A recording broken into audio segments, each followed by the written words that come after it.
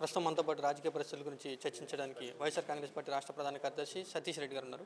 Sir, Singayya మృతిని అడ్డం పెట్టుకుని మొత్తంగా సీఎం దగ్గర నుంచి డిప్యూటీ సీఎం, మంత్రులు, హోంమంత్రి వీళ్ళంతా కూడా వైఎస్ జగన్మోహన్ రెడ్డి యొక్క వ్యక్తిత్వాన్ని దెబ్బతీసే విధంగా మొదటి నుంచి కూడా క్రమ పద్ధతిలో మాట్లాడుతూ ఉన్నారు. ఈ పరిస్థితులన్నీ చూస్తే ఏమనిపిస్తుంది మీకు?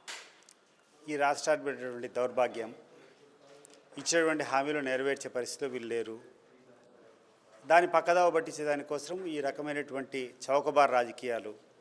వీళ్ళు అనుకుంటున్నారు వీళ్ళు చెప్పేటువంటి అబద్ధాలన్నింటి కూడా ప్రజలు నమ్ముతారని. కానీ వీళ్ళందరికీ కూడా ఒకటే గుర్తు చేస్తున్నా, ఈరోజు విపరీతంగా ఎక్కడికి జగన్ పోయినా కూడా జనం వస్తున్నారంటే దానికి ప్రధానమైనటువంటి కారణం మీరు చేసేటువంటి చేష్టలు. ఒకవైపు మీరు చెప్పేటువంటి హామీలు మీరు నెరవేర్చకపోకుండా మళ్ళీ ఆ నెపం అంతా కూడా జగన్మోహన్ రెడ్డిని ఒక నిందితునిగా, జగన్మోహన్ రెడ్డి మీద అభియోగాలు మోపుతా పోతూ ఉంటే భరించలేకనే మీకు మేము వ్యతిరేకంగా ఉన్నాము, జగన్మోహన్ రెడ్డి కరెక్ట్ అని చెప్పి జగన్మోహన్ రెడ్డి సంఘీభావం చెప్పేదానికోసమే ఎక్కడికి పోయినా తండోపతండాలుగా జనం వస్తున్నారు. మొత్తంగా వాళ్ళు జగన్మోహన్ రెడ్డి వ్యక్తిత్వాన్ని టార్గెట్గా చేసుకుని జగన్మోహన్ రెడ్డిని విమర్శించడం గల కారణాలు ఏంటి? వారి యొక్క ఉద్దేశం ఏమిటి అనుకుంటున్నారు? వాళ్ళకి తెలిసి ఎప్పటికైనా ఈ రాష్ట్రంలో ఏదైనా ఒక ఫేస్ ఉందంటే జగన్మోహన్ రెడ్డి. ఆ జగన్మోహన్ రెడ్డి ఉన్నంత వరకు వీళ్ళకి అధికారం కాదు కదా, ఏమొచ్చేటువంటి పరిస్థితులు లేవు. కానీ ఒక సంవత్సరం కిందట వీళ్ళకు ఉన్నటువంటి అతి తెలివులు, వీళ్ళకు ఉన్నటువంటి ప్రెస్, వీళ్ళకు ఉన్నటువంటి ప్రింట్ మీడియా, వీళ్ళకు ఉన్నటువంటి ఎలక్ట్రానిక్ మీడియా, వీటన్నిటి కూడా మేనేజ్ చేసుకొని విపరీతమైనటువంటి అబద్ధాలు, విపరీతమైనటువంటి ఆరోపణలు జగన్మోహన్ మీద చేయడమే కాకుండా ప్రజలను ప్రలోభ పెట్టేదానికి విపరీతంగా హామీలు ఇవ్వడం జరిగింది. ఈరోజు అవన్నీ కూడా నెరవేర్చేటటువంటి పరిస్థితులు లేవు. వీళ్ళు చేసేటువంటి అభియోగాలన్నీ తప్పని చెప్పి ఒకవైపు తేలుతూ ఉంది, ఒకవైపు వీళ్ళు ఇస్తామనేటువంటి హామీలన్నీ కూడా బూటకమని చెప్పి తేలుతూ ఉంది.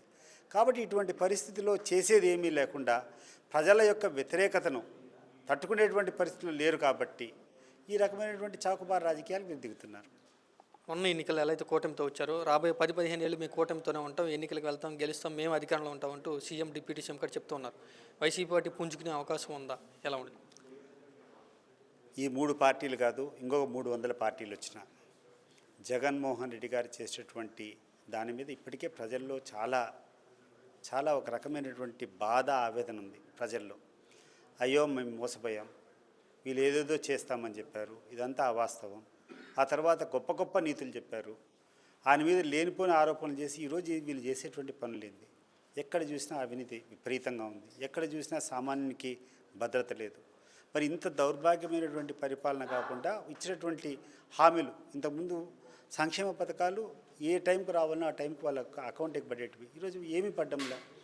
ఆఖరికి రేషన్, వాళ్ళ ఇంట్లోకి వచ్చేటువంటి రేషన్ కూడా ఈరోజు వీళ్ళు తీసుకుని పోయి 3 కిలోమీటర్లు 4 కిలోమీటర్లు పోయి ఎక్కడో పోయి దేక్కుంటా పోవాల్సినటువంటి పరిస్థితులు ఉంటాయి.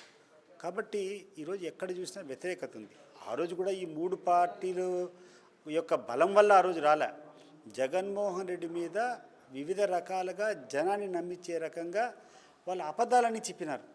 ఆ అబద్ధాలకు తోడు వాళ్ళు చేసేటువంటి అభియోగాలకు తోడు ఎన్నో సంక్షేమ పథకాలు అంతకంటే మెరుగ్గా ఇస్తామని చెప్పి హామీలన్నీ ఇవ్వడం జరిగింది. సో ఇవన్నీ నమ్మిన తర్వాత వాళ్ళకి అధికారం ఇచ్చిన 6 నెలలకే జనానికి అర్థమైపోయింది.